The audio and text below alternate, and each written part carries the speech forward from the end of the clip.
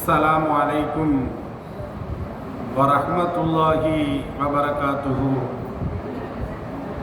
அல்ஹம்துலில்லாஹ் வஸ்ஸலாத்து வஸ்ஸலாமு அலா ரசூலில்லாஹ் வ அலா ஆலிஹி வ அஸ்ஹாபிஹி இபாதில்லாஹ் அம்மா பஅத். فقد قال الله تعالى في كلامه القديم الفرقان المجيد: أعوذ بالله من الشيطان الرجيم بسم الله الرحمن الرحيم فصل لربك وانحر صدق الله العظيم. قال النبي صلى الله عليه وسلم: ومن ذبح بعد الصلاة فقد تم نسكه وأصاب سنة المسلمين أو كما قال عليه الصلاة والسلام. صدق النبي صلى الله عليه وسلم.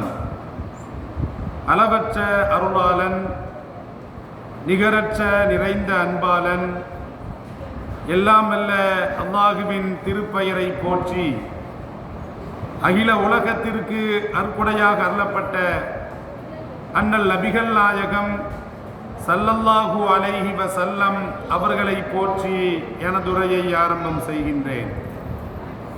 அன்பிற்கினிய அல்லாஹுவின் நல்லடியார்களே, எல்லாம் அல்ல அல்லாஹ் அல் குர்ஆனிலே நபி ஸல்லல்லாஹு அலைஹி வஸல்லம் அவர்களை பார்த்து கூறுகின்ற பொழுது, ஃபஸல்லி லிரப்பிக வன்ஹர், நபியே நாயகமே, நீங்கள் தியாகத் திருநாள் அன்று முதலில் தொழுவீராக, பிறகு உமது இரட்சகனுக்காக குர்பானி கொடுப்பீராக என்று எல்லாம் அல்ல அல்லாஹ் அல் குர்ஆனிலே சொல்லி காட்டுவார். அப்ப இந்த தியாகத் திருநாள், இந்த குர்பானி தினத்தன்று நாம் முதலாக செய்யக்கூடிய ஒரு அமல் என்னவென்று சொன்னால், இறைவனை வணங்கி வாழ வேண்டும். இறைவனை வணங்குவதற்காக வேண்டி நாம் பள்ளிவாசலை நோக்கி வருகிறோம், நாம் திரளை நோக்கி செல்லுகிறோம்.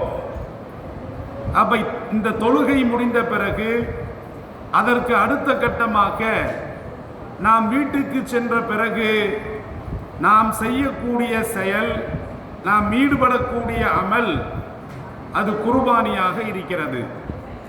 நபி ஸல்லல்லாஹு அலைஹி வஸல்லம் அவர்கள் சொல்லுகின்ற பொழுது, வமன் ذبح بعد الصلاة فقد تم نسكه, எவர் தொழுகைக்கு பிறகு குர்பானி கொடுக்கிறாரோ அவருடைய வணக்க வழிபாடு பரிபூர்ணமாகிவிட்டது. வஅஸாப சுன்னத்தல் முஸ்லிமீன், அவர் முஸ்லிம்களுடைய சுன்னத்தை அவர் கடைபிடித்தவராக ஆகிவிட்டார் என்று நபி ஸல்லல்லாஹு அலைஹி வஸல்லம் அவர்கள் சொல்லுவார்கள். அப்போ தொழுகைக்கு முன்னால் நமக்கு மாமிசம் தேவைப்படுகிறது, அண்டை வீட்டாருக்கு மாமிசம் தேவைப்படுகிறது. அப்ப ஏழைகள் கறி வாங்க வந்து விட்டார்கள் என்பதற்காக வேண்டி தொழுவதற்கு முன்னால் எவர் குர்பானி கொடுக்கிறாரோ அவர் தனக்காக, தான் புசிப்பதற்காக அவர் குர்பானி கொடுத்து விட்டார். அந்த குர்பானி செல்லாது. அதற்கு ஈடாக தொழுகை முடித்த பிறகு மற்றொரு குர்பானி கொடுக்க வேண்டும் என்று நபி ஸல்லல்லாஹு அலைஹி வஸல்லம் அவர்கள் சொல்லுவார்கள். அப்ப முதலில் இறைவனை வணங்கி வாழ வேண்டும், பிறகு குர்பானி கொடுத்து அந்த மாமிசங்களை ஏழைகளுக்கு வழங்கி வாழ வேண்டும். மூன்றாவதாக நாம் மாமிசங்களை சமைத்து உற்றார் உறவினர்களோடு, அண்டை வீட்டாரோடு, சொந்த பந்தங்களோடு அவர்களுக்கு விருந்து படைத்து எல்லோரிடமும் இணங்கி வாழ வேண்டும் என்ற இந்த மூன்று தத்துவத்தை இந்த தியாகத் திருநாள் நமக்கு போதிக்கிறது. கண்ணியமிக்கவர்களே, இன்றைய தினத்தில் நாம் செய்யக்கூடிய அமல்களில் சிறந்தது இறைவனுக்கு குர்பானி கொடுப்பதை விட சிறந்த ஒரு அமல் எதுவும் கிடையாது என்று நபி ஸல்லல்லாஹு அலைஹி வஸல்லம் அவர்கள் சொல்லுவார்கள். ஆதமுடைய குழந்தை, ஆதமுடைய மகன் குர்பானி தினத்தன்று அல்லாஹ்விற்காக வேண்டி பலிப்பிராணிகளில் ஒன்றை பலியிட்டு அறுத்து அதனுடைய இரத்தத்தை ஓட்டி இப்படி செய்வது அல்லாஹ்விற்கு மிகவும் உவப்பானதாக இருக்கிறது, பிடித்தமானதாக இருக்கிறது என்று நபி ஸல்லல்லாஹு அலைஹி வஸல்லம் அவர்கள் சொல்லுவார்கள். நாம் ஏன் குர்பானி கொடுக்க வேண்டும்? இது என்ன கலாச்சாரம்? நபி தோழர்கள் ஸல்லல்லாஹு அலைஹி வஸல்லம் அவர்களிடத்திலே கேட்கின்ற பொழுது, மா ஹாதிஹில் அலாஹி, இந்த குர்பானி கொடுக்கப்படுகிறது, பலிப்பிராணிகள் அறுத்து பலியிடப்படுகிறது, இது என்ன என்று நபி தோழர்கள் கேட்டார்கள். ஸல்லல்லாஹு அலைஹி வஸல்லம் அவர்கள் பதில் சொல்லுகின்ற பொழுது, சுன்னத்து அபீக்கும் இப்ராஹீம, உங்களுடைய தந்தை இப்ராஹிம் அலைஹிஸ்ஸலாத்து வஸலாம் அவர்கள் கடைபிடித்த தியாகம், அவர்கள் கடைபிடித்த வழிமுறை என்று நபி ஸல்லல்லாஹு அலைஹி வஸல்லம் அவர்கள் சொல்லுவார்கள். திரும்பவும் சஹாபாக்கள் கேட்பார்கள், இதனால் எங்களுக்கு என்ன வந்துவிட போகிறது? அவர் கடைபிடித்த வழிமுறை நாங்களும் ஏன் கடைபிடிக்க வேண்டும்? எங்களுக்கு இதனால் என்ன வந்துவிட போகிறது என்று கேட்ட பொழுது ஸல்லல்லாஹு அலைஹி வஸல்லம் அவர்கள் சொல்லுவார்கள், பிகுல்லி ஷஅரத்தின் ஹஸனத்துன், வெள்ளாடு இருக்கிறது, வெள்ளாட்டை குர்பானி கொடுக்கிறோம், அதனுடைய ஒவ்வொரு ரோமங்களுக்கும் ஒவ்வொரு முடிக்கும் ஒரு நன்மை உண்டு என்று நபி ஸல்லல்லாஹு அலைஹி வஸல்லம் அவர்கள் சொல்லுவார்கள்.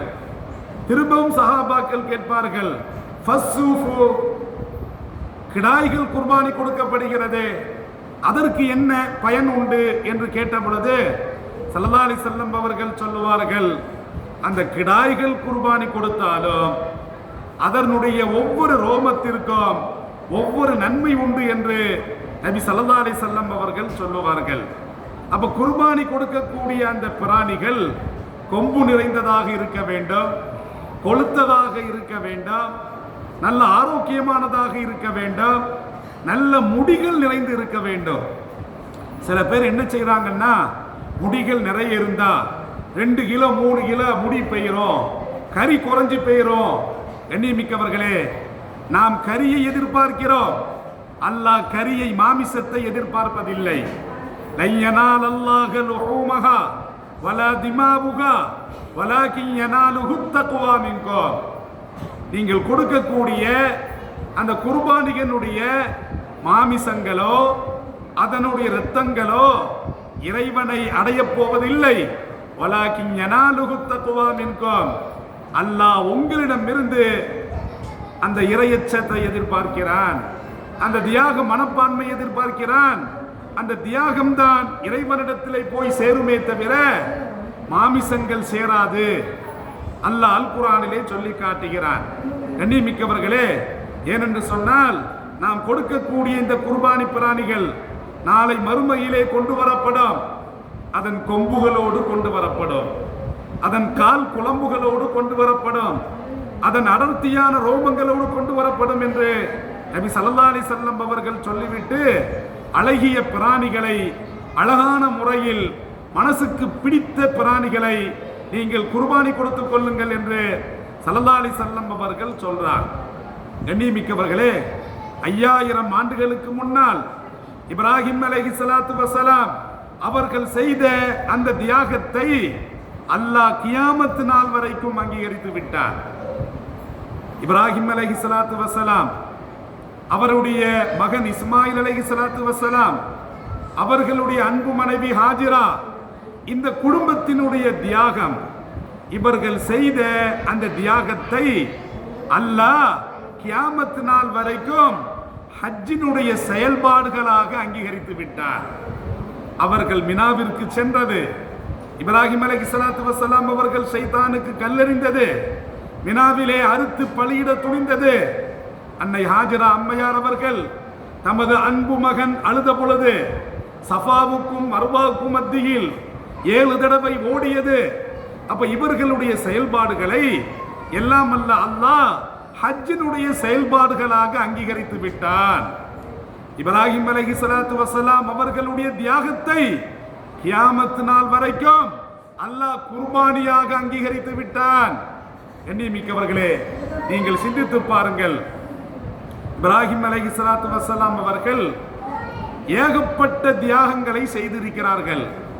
அவர்கள் செய்த தியாகங்களில் 4 தியாகங்களை எல்லாம் வல்ல அல்லாஹ் அல் குர்ஆனிலே பட்டியலிட்டு சொல்லி காட்டுகிறான். ஒரு தியாகம் என்ன தெரியுமா?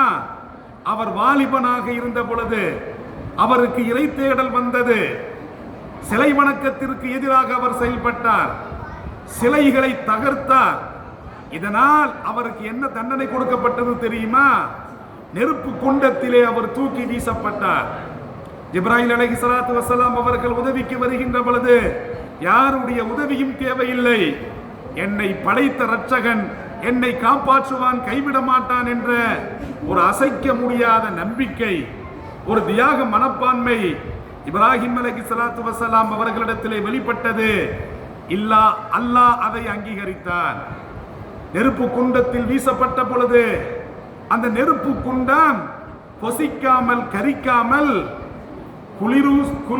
குளிர் சாதனமாக மாறியது. எல்லாம் அல்ல அல்லாஹ் அந்த தியாகத்தை அல் குர்ஆனிலே பதிவு செய்கிறான். அவர்கள் செய்த 2வது தியாகம் என்ன தெரியுமா? அவர்களுக்கு திருமணம் முடித்த பிறகு அவர்களும் அவர்களுடைய மனைவியும் அவர்கள் பிறந்த தாயகத்திலிருந்து ஈராக்கில் பிறந்தார்கள். அந்த தேசத்தை விட்டு, தாயகத்தை விட்டு அவர்கள் பலஸ்தீனத்தை நோக்கி தியாகம் செய்தார்கள். அகதி பயணம் மேற்கொண்டார்கள், ஹிஜ்ரத் மேற்கொண்டார்கள். அவர்கள் செய்த மிக முக்கியமான 2வது தியாகம், சொந்த நாட்டை விட்டு, தாயகத்தை விட்டு பலஸ்தீன் என்ற அந்த நாட்டிற்கு, இன்றைய பலஸ்தீன் என்ற அந்த பகுதிக்கு இப்ராஹிம் அலைஹிஸ்ஸலாத்து வஸ்ஸலாம் அவர்கள் தமது குடும்பத்தினரோடு அவர்கள் பயணம் மேற்கொண்டார்கள். அவர்கள் செய்த 2வது தியாகம். 3வது தியாகம் என்னவென்று சொன்னால், பலஸ்தீனத்தில் தான் இஸ்மாயில் அலைஹிஸ்ஸலாத்து வஸ்ஸலாம் அவர்கள் பிறக்கிறார்கள். எங்கே பிறந்தார் இஸ்மாயில் அலைஹிஸ்ஸலாத்து வஸ்ஸலாம்? பலஸ்தீனத்திலே பிறந்தார். எப்போது பிறந்தார்? இப்ராஹிம் அலைஹிஸ்ஸலாத்து வஸ்ஸலாம் அவர்களுக்கு 90 வயசாக இருக்கின்ற பொழுது, குழந்தை எதிர்பார்க்க முடியாத அந்த பருவத்தில் அல்லாஹ் ரப்புல் ஆலமீன் நபி இப்ராஹிம் அலைஹிஸ்ஸலாத்து வஸ்ஸலாம் அவர்களுக்கு இஸ்மாயில் என்ற அந்த குழந்தையை கொடுத்தான். அப்ப அவருடைய உள்ளத்துல குழந்தையினுடைய அன்பு மிகுதியாக இருந்தது. அல்லாஹ் என்ன செய்யறான் அப்படின்னா, உன் உள்ளத்துல உன் குழந்தையினுடைய நினைப்பு இருக்கிறதா? உன் குழந்தையினுடைய நினைப்பை விட எனது நினைப்புத்தான் உனது உள்ளத்தில் இருக்க வேண்டும் என்று அல்லாஹ் என்ன செஞ்சாம்னா, வனாந்தரத்தில் விட்டும்படி இப்ராஹிம் அவர்களை, தமது மகன் இஸ்மாயிலையும் அன்பு மனைவி ஹாஜராவையும், மனிதன் வாழ முடியாத, மனித சஞ்சாரம் இல்லாத, நீர்நிலைகள் இல்லாத, காய்கனிகள் இல்லாத, விவசாயம் இல்லாத ஒரு பள்ளத்தாக்கிலே விட்டுவிடும்படி அல்லாஹ் ரப்புல் ஆலமீன் சொன்ன பொழுது அந்த தியாகத்தை மேற்கொண்டார். எவ்வளவு பெரிய தியாகம்! கண்ணியமிக்கவர்களே, அவர் விட்டு செல்லுகின்ற பொழுது அவருடைய அன்பு மனைவி ஹாஜரா அம்மையார் அவர்கள், இது இறைவனுடைய உத்தரவா என்று கேட்ட பொழுது, ஆம், இந்த பதில் வந்தது. இது இறைவனுடைய உத்தரவாக இருந்தால் இறைவன் எங்களை கைவிட மாட்டான் என்று சொன்னார்கள். அவர்கள் செய்த 3வது தியாகம், இஸ்மாயில் அலைஹிஸ்ஸலாத்து வஸ்ஸலாம் அவர்கள் பருவ வயதை அடைந்த பிறகு, ஒரு 13 வயசு பிறகு அல்லாஹ் ரப்புல் ஆலமீன் இப்ராஹிம் அலைஹிஸ்ஸலாத்து வஸ்ஸலாம் அவர்களுடைய கனவுல அவருடைய குழந்தையை அறுத்தும் பலியிடும்படி இப்படி ஒரு உத்தரவு வருகிறது. இப்ராஹிம் அலைஹிஸ்ஸலாத்து வஸ்ஸலாம் அவர்கள் இந்த உத்தரவை செயல்படுத்துவதற்காக வேண்டி தமது மகனிடத்திலே கேட்கிறார், மகனே, இன்னி அராஃபில் மனாமி அன்னி அஸ்பஹுக ஃபன்துர் மாதா தரா. அன்பு மகனே, நான் கனவிலே உன்னை அறுத்து பலியிடுவதாக கனவு கண்டேன். ஃபன்துர் மாதா தரா, உனது அபிப்பிராயம் என்ன என்று கேட்ட பொழுது அவர் என்ன சொன்னார் தெரியுமா? அழகான முறையில் என்னை நீங்கள் அறுத்துக் கொள்ளுங்கள். எவ்வளவு துணிச்சலாக சொன்னார், எவ்வளவு பெரிய தியாகத்தை செய்தார். சதஜிதுனி இன்ஷா அல்லாஹு மினஸ் சாபிரீன், என்னை நீங்கள் பொறுமைசாலிகளில் ஒருவராக காண்பீர் என்று தமது அன்பு மகன், அன்பு தந்தைக்கு சொல்லுகிறார். கண்ணியமிக்கவர்களே, இப்படி அல்லாஹ்வுடைய உத்தரவை ஏற்றுக்கொண்டு மினா என்ற பகுதிக்கு தமது மகனை அறுத்து பலியிட துணிந்த பொழுது அந்த கத்தி அறுபடவில்லை. கத்தியை கொண்டு தூக்கி எறிகிறார், பாறாங்கல் உடைந்தது. கண்ணியமிக்கவர்களே, இது ஒரு பெரிய முஅஜிஸா.